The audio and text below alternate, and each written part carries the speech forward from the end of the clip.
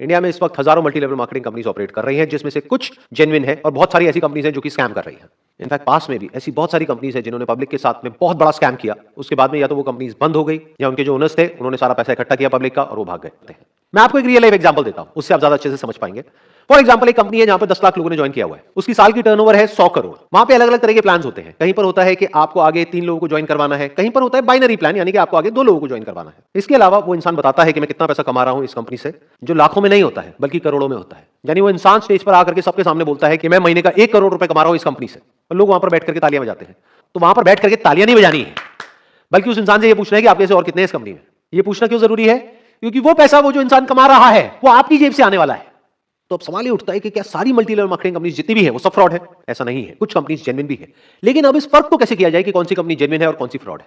तो आज हम यही काम करने वाले हैं। हम डिटेल में समझने वाले हैं कि कौन सी कंपनी जेन्युइन है और कौन सी फ्रॉड है। इसके बेसिस पे नहीं कि मुझे क्या लगता है या आपको क्या लगता है, बल्कि इसके बेसिस पर कि हमारी कंट्री का लॉ क्या कहता है। 28 दिसंबर 2021 को गवर्नमेंट का एक नोटिफिकेशन आता है जिसमें कि जितनी भी डायरेक्ट सेलिंग कंपनीज हैं उन सबके लिए प्रॉपर गवर्नमेंट ने कुछ रूल्स बनाए। मैंने डिटेल में इन सारे रूल्स को स्टडी किया और इसमें से कुछ इंपॉर्टेंट पॉइंट्स को हाईलाइट किया हुआ है जो हम सबके लिए एज कंज्यूमर समझना बहुत इंपॉर्टेंट है। इसमें कहा जा रहा है, no direct selling entity shall adopt any unfair trade practice in the course of its business or otherwise and shall abide by the requirements specified in any law for the time being in force.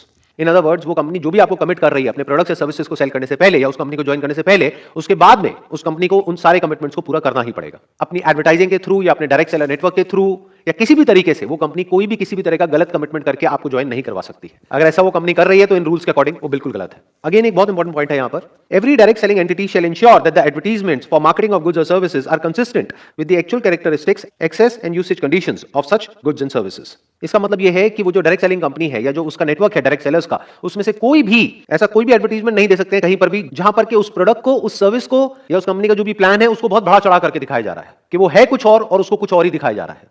तो वो एक scam है। अब ये point है जो बहुत important है समझने के लिए।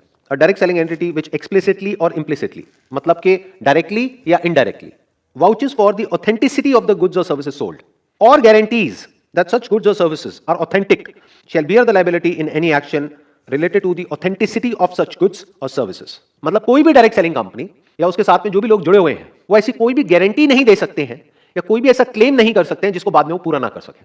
फॉर एग्जांपल, अगर कोई कंपनी आपको ये कहती है कि हमारा ये प्रोडक्ट है, ये सर्विस है, इसको आप परचेज करो, इसको परचेज करने के बाद में आपकी जो इनकम है वो 10 गुना बढ़ जाएगी, तो अगर वो 10 गुना नहीं बढ़ती है तो उस कंपनी ने जो भी क्लेम्स करे हैं उस सबको पूरा करने के लिए वो कंपनी लायबल है। तो यहां पर ये कहा जा रहा है कि ये सब कुछ आपको उस इंसान को ज्वाइन करने के बाद नहीं बताना है, पहले से बताना है।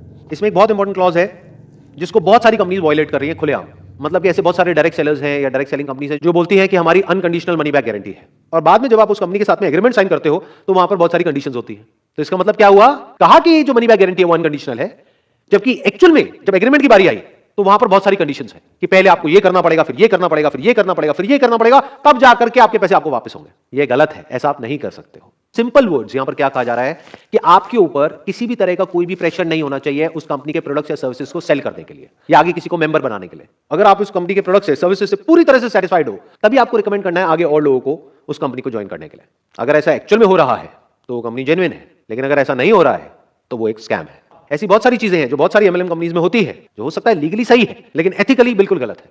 क्योंकि ये जो बात अब मैं बोलने वाला हूं इसको ध्यान से समझिएगा, ये सिर्फ डायरेक्ट सेलिंग बिजनेस पर अप्लाई नहीं होता है बल्कि किसी भी बिजनेस में अप्लाई होता है। अगर उस बिजनेस में रिपीट बिजनेस नहीं आ रहा है, वर्ड ऑफ माउथ स्ट्रांग नहीं है, तो बिजनेस आज नहीं तो कल फेल होना ही होना है।